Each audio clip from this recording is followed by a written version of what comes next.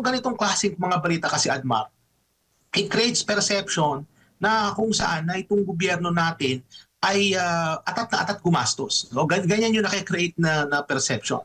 Atat na atat gumastos, lalong-lalo na mag-e-eleksyon, which is totoo nga naman. No?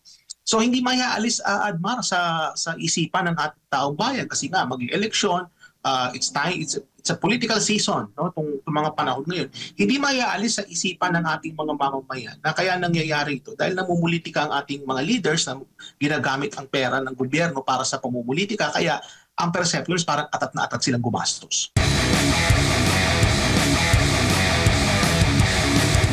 Maganda sana itong naging inisyatiba ng Makati City LGU kasi idudugtong nito yung Taguig, tsaka yung sa ilang lugar sa maraming lugar dito sa Makati, tapos may part pa na magdudugtong doon sa national project ng yung Metro Manila subway. So di ko lang alam, malaking adjustment ang gagawin na dito, no. Pero dito ako sa topic natin, Doc, na mas malaki pa yung gastos kaysa sa kita ng gobyerno.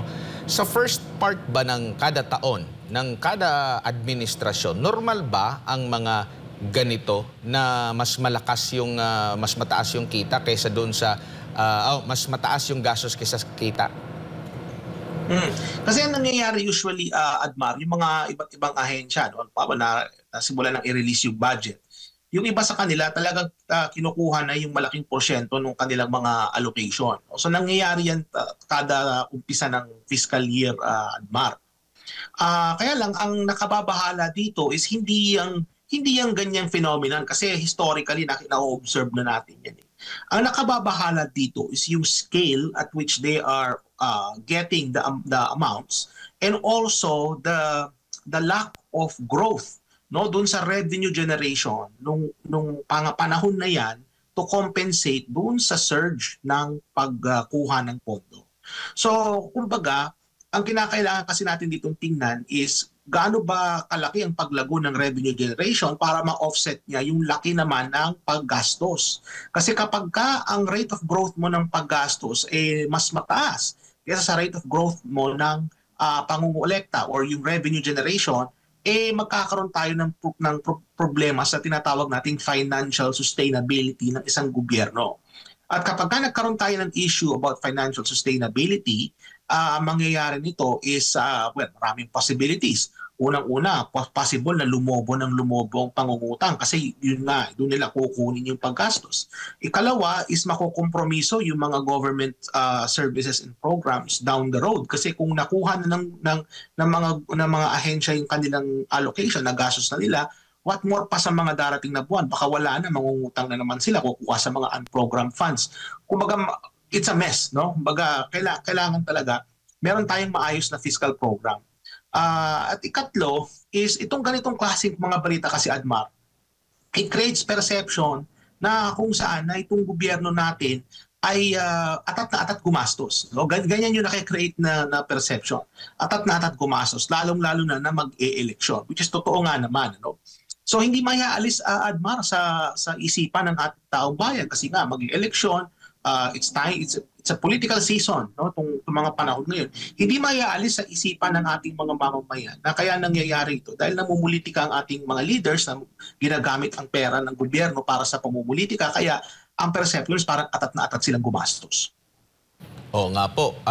Kumbaga, di biro yung 478.8 billion pesos, 76% ito na mas mataas kumpara doon sa last year. So ano yung kaibahan this year, maliban sa pagpalagay natin nga itong eleksyon, anong kaibahan nito doon sa unang pagpapatupad last year? Kaya nga, dahil nga dito sa eleksyon na ito, ay masasabi natin na ginamit, or pwede ba nating sabihin na ginamit ang pera na ito para mamulitika? Kasi kung pagbabatayan naman natin ang paglabas na ng pondo na maaring gamitin na ng mga ahensya ng gobyerno, sinasabi, sa kabila ito ng pag-question ng ilan doon sa budget natin for 2025, sabi ng DBM, 80.7% na ang na-release sa unang quarter pa lamang ng taon na pwede na nilang magamit, Doc. Alam mo, Admar, meron akong dalawang na explanation dyan. So una, nabanggit natin sa election. Kasi natural nga naman na pag mag-election, talagang tumataas talaga ang spending. Lalo na yung mga buwan, first quarter, tsaka yung first few months ng second quarter ng taon na meron tayong eleksyon. Kasi nga naman, Admar, halimbawa, magde-deploy sila ng mga military at police, no, dun sa mga lugar na hotspots. So kinakailangan maglabas ka talaga ng budget dyan. No? Hindi lang naman PNP at AFP ang maglalabas ng budget dyan. BND, nandyan na ang DILG, no? At iba pang mga ahensya. So kung sama-sama dyan. Yan yung una. Ikalawang explanation dyan, Admar, is yung explosion ng mga ayuda programs. So nakita natin na over the past 2 years, nagkaroon na ng hindi lang sa mas maraming ayuda, kundi mas lumalaki ng lumalaki yung mga budgets that are being allocated sa ayuda. At ikatlo, meron pa pala ako nabanggit na ikatlo, nakalimutan ko ito, Admar. Ikatlo is kung titingnan mo halimbawa ang budget ng House of Representatives, talaga makikita mo na over the past 3 years, continuous yung paglaki ng kanilang budget. No? So isa ito sa mga pinanggagalingan din ng pag-increase ng pondo ng ating gobyerno, yung pondo na napupunta sa House. So kung titingnan natin, kung susumahin natin yung mag-eleksyon, yung mas dumaraming ayuda, hindi lang sa number ng ayuda programs, kundi yung mga pondo na ina-allocate sa ayuda. And then yung paglobo ng budget na napunta sa legislature natin, yan ay combine, makikita mo na ito yung mga factors na nag-contribute kung bakit lumobo, no, yung paggastos ng ating gobyerno sa mga unang buwan ng taong ito, at nag-reflect ito doon sa report nga ng Bureau of Treasury na nakita natin na yung mga ahensya ay kinukuha na yung kanilang mga pondo kasi nga ginagamit nila ito sa paggastos, Admar. Kung pagbabatayan natin itong post ng tagapagsalita ng Department of Budget and Management, kasi nga 'di ba nagkaroon ng issue nga doon sa bakit na nag-release ng napakalaki ng pondo sa kabila ng mga pag-question. Ang kanila kasing rason dito, nakasanayan na raw. Kumbaga, sa unang quarter talaga ng taon, meron na talagang mga nire-release na pondo.